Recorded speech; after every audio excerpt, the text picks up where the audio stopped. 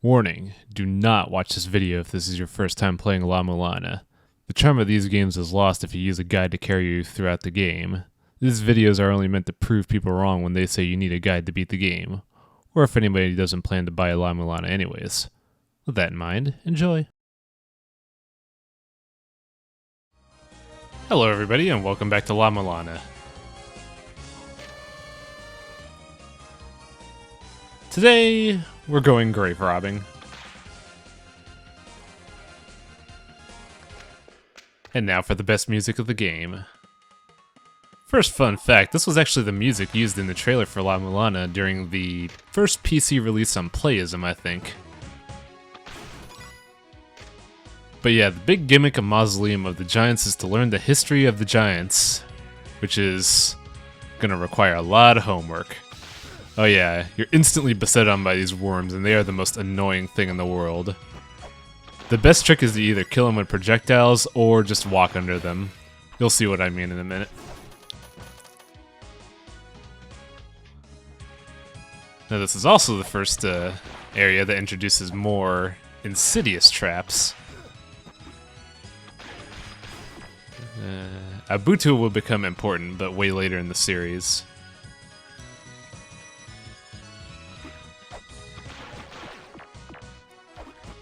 Now, it's funny that these dudes are explained nowhere in the game except the instruction manual. Also, that devious is a trick, but also helpful. You'll probably see later on. It escapes me at the moment.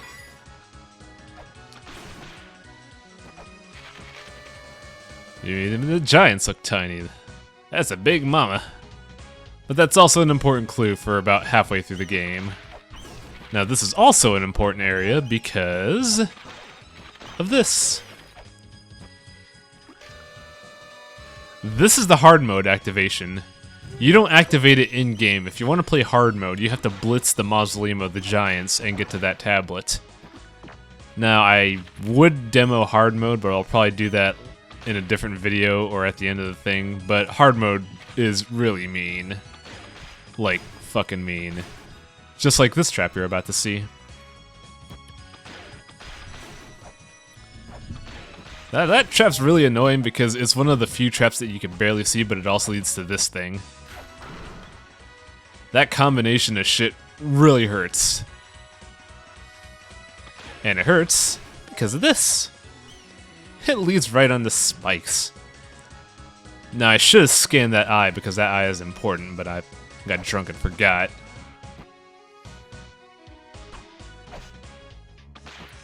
And instantly you're set upon by the save point, which is really nice, because you're going to be running around in this area.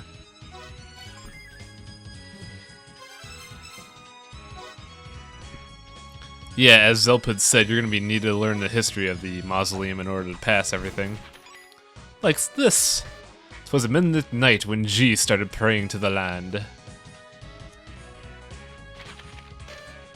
I kind of fucked up the screenshot there.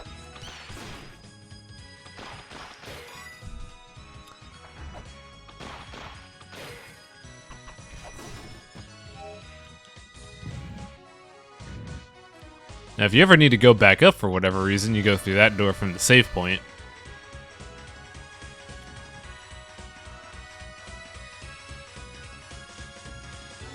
I think I go back up here to demonstrate the trap for whatever reason. Either that or I just screw up. But it is not a pleasant trap. It is really frustrating to both new players and veterans of the like. Mainly because the veterans are too used to double jump. Now, I keep using shurikens to fight these things, but you really don't need to fight them. I'm just demonstrating an easy way to dispose of them if you ever need healing EXP.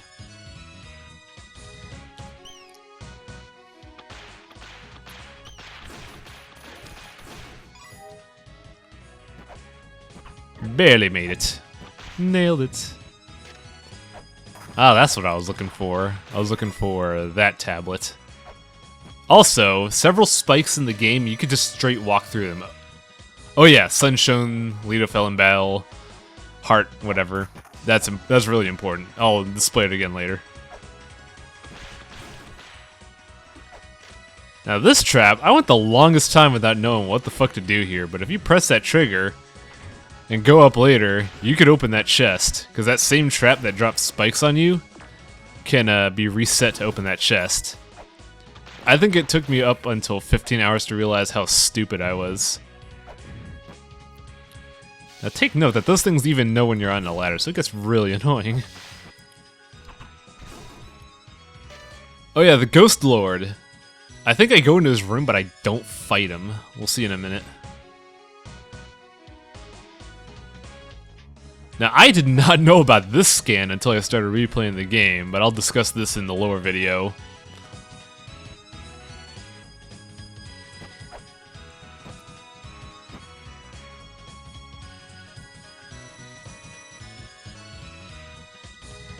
Oh yeah, I pretty much run to heal and resupply, get some more shurikens, because I keep wasting them. Motherfuck.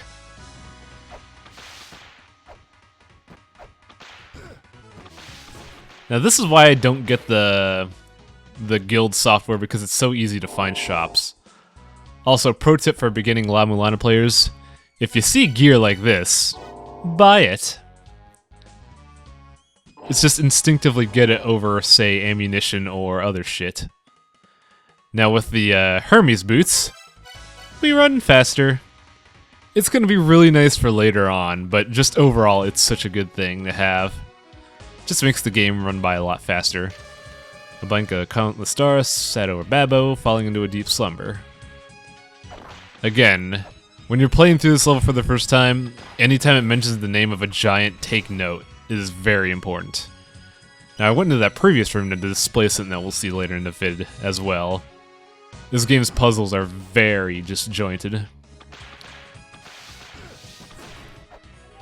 I thought that skeleton has something, but apparently not. Also, remember elevators? This game loves elevators. Also, Zebu can't budge because he's holding up the land.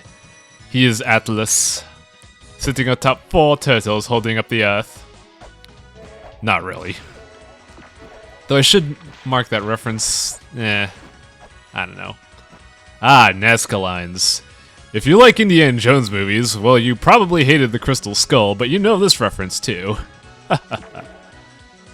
Now this tablet is really fucking important several times later in the game, for reasons we're about to show now. First off, you take a screen cap of this. Come on. Oh, I guess I'm probably reading it in my head. Then, you uninstall the software, because when you reread the thing, you'll notice that in place of the numbers, you have very important runes. Now, I wonder if you recognize that second one, because that's actually the entrance marker for this level. Oh yeah, Zelpid telling us that we should really do weight-depressing switches, but we already learned that in the Gate of Guidance. Why would he tell us this?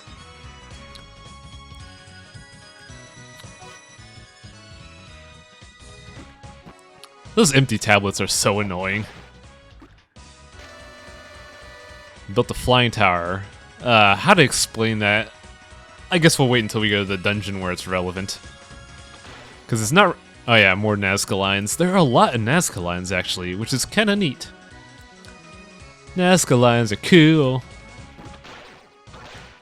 I tried scanning those statues in the background, but you just can't. It's really annoying. Sakit treads his bone pant. He put a key in Leto's body. Remember the Leto. Leto's important. Also, those golem hands are really annoying. If they quote-unquote see you, you can't dodge them. Unless you have the double jump, they will fist you and it will hurt. Oh yeah, this will also be one of the... This will be the first of many videos where we take a sidetrack. Ah yes, they're giving you the names of each giant. More importance.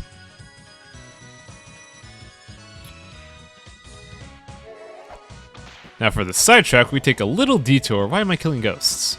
Stop that. As I tell myself 2 weeks ago. To Endless Corridor.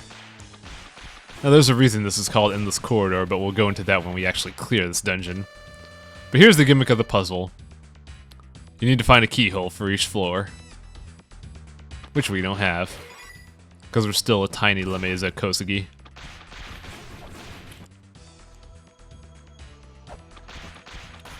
Now, if you notice, this area's motif is infinity and China. More specifically, oh fuck, what is it? It's either Confucianism or Taoism. I don't know. But yeah, China.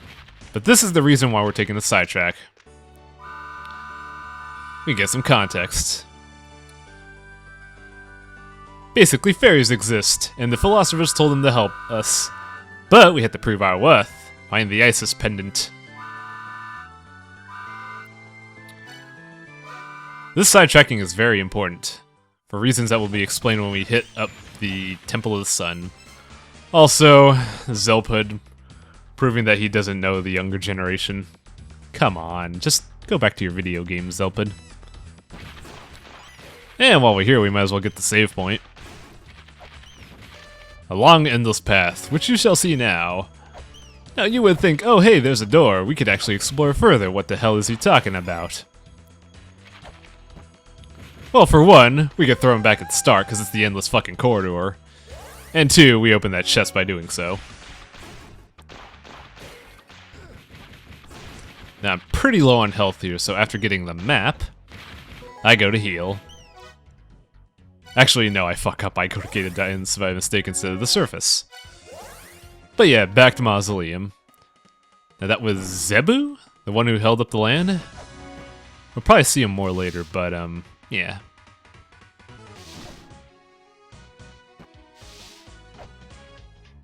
You're gonna enjoy falling in this level, because, man, that elevator takes forever to go down.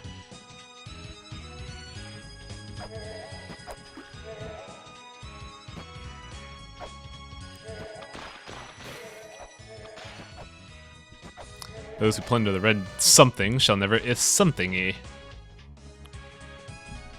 Now, take note of that ladder. When you're La Mesa, you can't grab ladders while jumping, because apparently archaeologists suffer from some kind of weird hand disorder. I don't know. But also, if you noticed and had good eye, we leveled up. In this game, leveling up is just getting healed. You don't get stats. Ah, this is a puzzle that's really clever. It's a process of elimination puzzle, but I'll explain that at the end of the video. Hopefully. Remember that, me.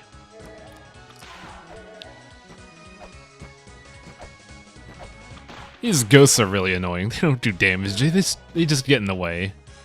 Also, that's demonstrating the puzzle. Each giant has a name. Each giant has a hidden dais at the foot of its statue. 8 out of the 9 of those statues will fucking hurt you.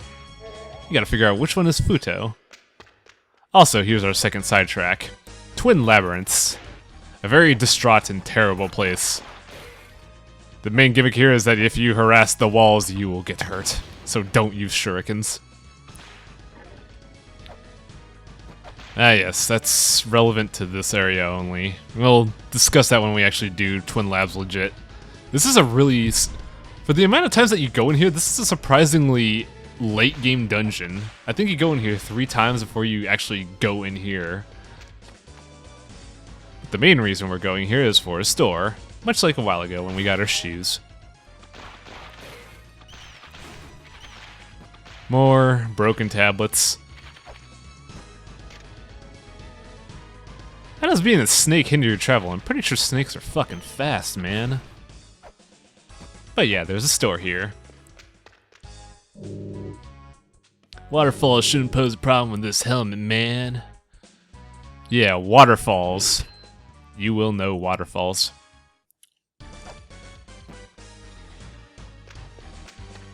Now, I bet you see that gem over there and you're like, oh shit, this game just got easy. Well, I hate to say it, you're wrong. Also, those fucking walruses are so annoying. They're the worst thing ever. But yeah, think it's easy? It's not easy. Have bats. You want it easy? Screw you. We designed to kill people like you. Another annoying enemy, the blobs, just because you can't hit them with anything. Not anything yet, I should say. There's a weapon that's designed specific. Well, there's 2 weapons actually now that I think about it. The shield dudes are neat because they have 1 HP. Actually, I think it's 2 HP. But they have a shield in front of them, so you gotta attack them from behind or just make them, or just guard break them. This guy doesn't want to get down, though, so we gotta kill him. Now, the main problem with Twin Labs is that... Oh, this isn't the floor yet. But aside from these stupid-ass lizards that are blocking me from reading a tablet, you piece of shit. Move. I will destroy you, lizard. Ugh, I hate the whip. He did all that for nothing. Fucking lizards. But yeah, the main gimmick of this area is that it loops on end. You, unless you solve certain puzzles in other parts of Twin Labs, you can't expand upon it. So let's head back to the Mausoleum. I don't know why I keep dancing across that screen. But yeah, that demonstrates how you could easily deal with the leeches. Just kind of walk across them. They won't harm you if you won't harm them.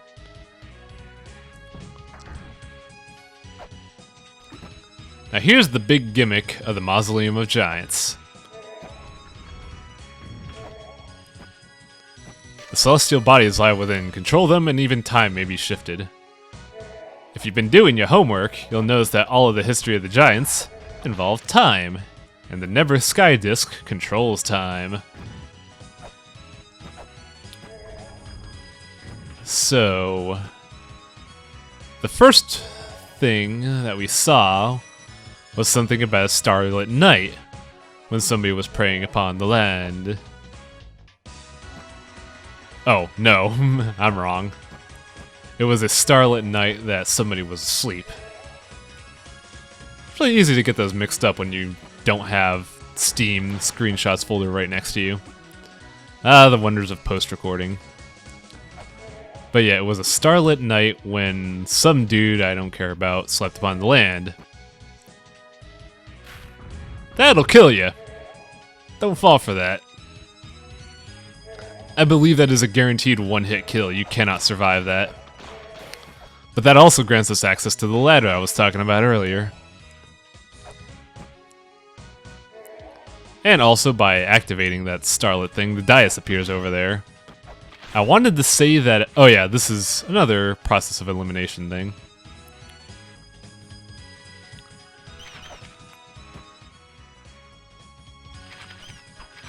Now I thought...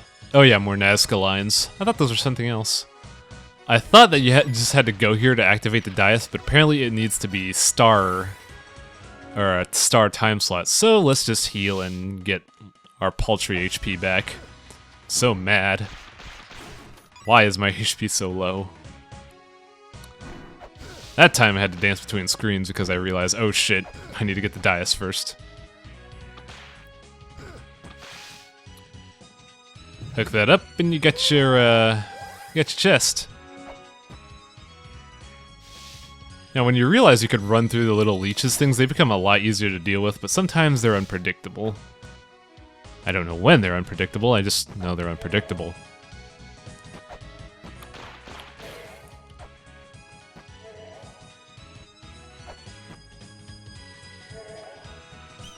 Now if you remember earlier, we had the tablet that said... what was it? Oh yeah, those who plunder the red jewel shall never escape. But we have the Holy Grail, bitches. Let's get out of here.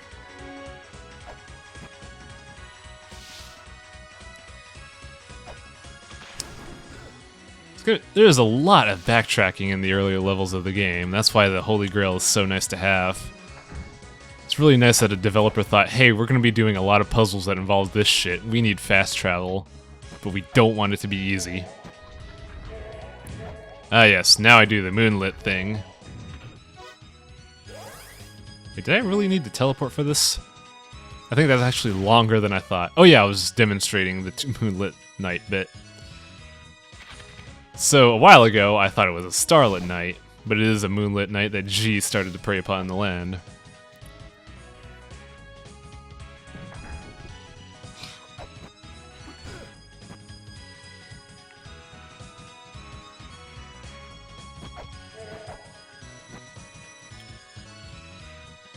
Now that's important. It may look innocuous now, but that's an obvious way to get to the top of that one statue that was doing the not-so-great salute. Ah yes, that was We might have missed that, but I'll probably put it back up when we get it there. But it said, it said that Sakit put a key in Leto's body, but I believe we also passed by a tablet that said it was a bright sunny day that Leto fell in battle. So combining those two logics, we have to teleport again. And jumping. Now remember a while ago when it said Miguela was left-handed? Well, we know who Miguela is here. Ah yes, since it's not Starlit Knight anymore, that dude is reset, so you don't have to worry about him. But yeah. It said... the tablet escapes me, I'll just put it in post. Probably before or during this message, but by doing that, we got a puzzle solved. Now since it says Sakit hid a key inside somebody's chest, that basically means we unlocked something important. And since we already have the key in the Ankh Jewel, that means we must have to unlock a key hole.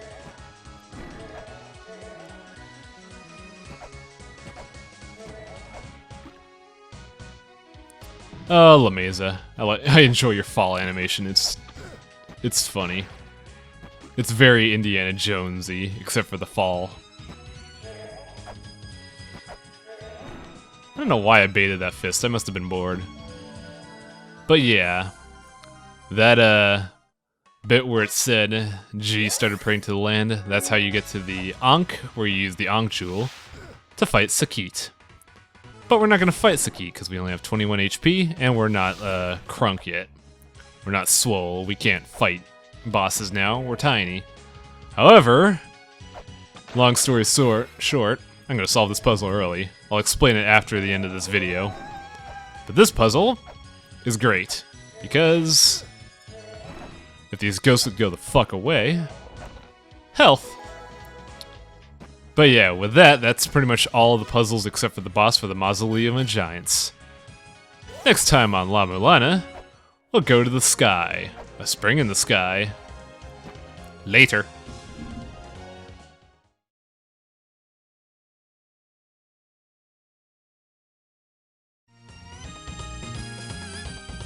Trying to figure out who Futo is for the life orb can be intimidating at first. It's easy enough to just brute force the solution by spamming weights, but that's just being lame since the game gives you the answer through the following tablets. First tablet is, we were unable to fulfill the mother's wishes, now I too am due for a long slumber, by Abuto. This implies that Abuto is still alive somewhere, and he probably moved to another part of the ruins.